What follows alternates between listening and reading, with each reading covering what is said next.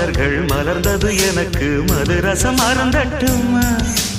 விடுகின்ற வரையில் முடிகின்ற வரையில் கவிதைகள் எழுதட்டுமா முத்தம் என்ற கடலில் முத்து குளிப்போமா அழகு அழகு